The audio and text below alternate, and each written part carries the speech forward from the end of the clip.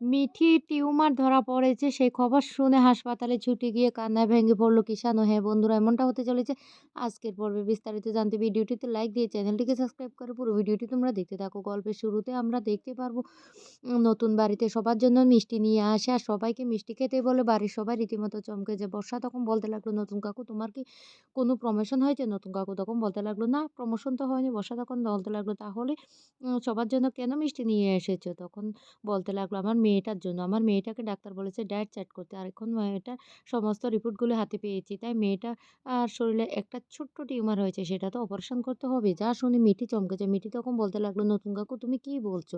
নতুন কাকু তখন বলতে লাগলো, হ্যাঁ রে মিটি, তোর শরীরে ছোট্ট একটা টিউমার হয়েছে আর সেই টিউমারটা অপারেশন করতে হবে। তাই তো খুশিতে আমি সবার জন্য মিষ্টিটা নিয়ে এসেছি। তখন বর্ষা মনে, মনে বলতে লাগলো, টিউমার অপারেশন হবে তার জন্য খুশিতে সব মিষ্টি নিয়ে এসেছে। ব্যাপারটা তো কেমন গন্ডগোলের মনে হচ্ছে। নাকি ওরা বাচ্চাটাকে অ্যাবর্শন করতে যাবে সেইজন্য এই মিথ্যে কথাটা বলছে। আমাকে তক্কে, তক্কে থাকতে হবে। যেই আমি খবরটা পেয়ে যাব আর তখনই আমি গিয়ে কিন্তু কিষাণুকে সমস্ত খবরটা জানিয়ে দেব। এদিকে কমলিনী তখন বলতে লাগলো, তুমি এসব কি বলছো?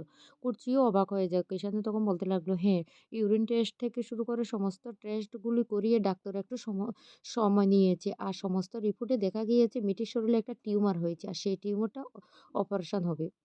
আর সেইজন্য আজকে আমার না খুব আনন্দ লাগছে। এই কথা বলার সাথে, সাথে বর্ষা তখন বলতে লাগলো, কি অদ্ভুত কথা। এরকম কাকিমা, তোমার কি একটুও টেনশন হচ্ছে না? তোমার মেয়ের শরীরে টিউমার আর তুমিও দেখছি হাঁটছো। তখন কুচি বলতে লাগলো, বর্ষা তুমি সবসময় এভাবে কথা বলো কেন? হ্যাঁ, আ টেস টেনশন তো হচ্ছে। তারপরও এতদিন মিটির কোনো রোগ ধরা পড়েনি। তাই আমরা বাড়ির সবাই টেনশনে ছিলাম। আর এখন সবাই আমরা জানতে পেরেছি মিটির একটা টিউমার হয়েছে, সেটা অপারেশন হবে। সেইজন্য আমরা সবাই খুশিতে আত্মহারা হয়ে যাচ্ছি। তখন এই কথা বললে বর্ষা তখন বলতে লাগলো, ওমা! এই অদ্ভুত কথা তো আমি কোনোদিন শুনিনি। অয়নদীপ তখন বলতে লাগলো, শোনো বর্ষা, যতটুকু জেনেছ ততটুকুতে সীমাবদ্ধ থাকো। প্রশ্ন করা ভালো কিন্তু অতিরিক্ত কৌতূহল থাকা না সেটাও ভালো না। তারপরে কিন্তু আমারও ইন্টারেস্ট জাগবে যে তুমি ই কি করেছো ছোটবেলায়, কোথায় বড় হয়েছো, কি, কি করেছো সমস্ত কিছু জানতে। আর সমস্ত কিছু যখন আমি খুঁজে বের করব তখন তোমার কি ভালো লাগবে? তাই সবকিছুতে না এত কৌতূহল ভালো না। আর তখন সেই মুহূর্তে চলে আসে কিষানু। কিষানু এসে বলতে লাগলো, "কি ব্যাপার?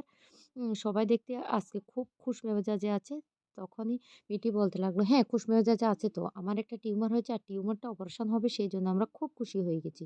কিষানু তখন বলতে লাগলো, "কি টিউমার?" নতুন কাকু তখন বলে ওঠে, "হ্যাঁ, কিষানু, তুমি তো একজন ডাক্তার। তুমি সমস্ত রিপোর্ট দেখলে বুঝতে পারবে মিটির শরীরে একটা টিউমার হয়েছে। আর সেটা আজকে ধরা পড়েছে আর সেটা অপারেশন হবে। তাই তো খুশিতে সবার জন্য মিষ্টি নিয়ে এসেছি।" মিটি তখন বলতে লাগলো, "আমার মনে না আর কোনো দুঃখ নেই এতদিন পর্যন্ত। আমি বুঝতেই পারিনি আমার কি হয়েছে। এখন যেহেতু আমি বুঝতে পেরেছি আমার শরীরে একটা টিউমার হয়েছে, সেটা অপারেশন হবে। তাতে আমার কোনো দুঃখ নেই। আমি এবার বাঁচলে বাঁচবো, না বাঁচলে মরে যাবো।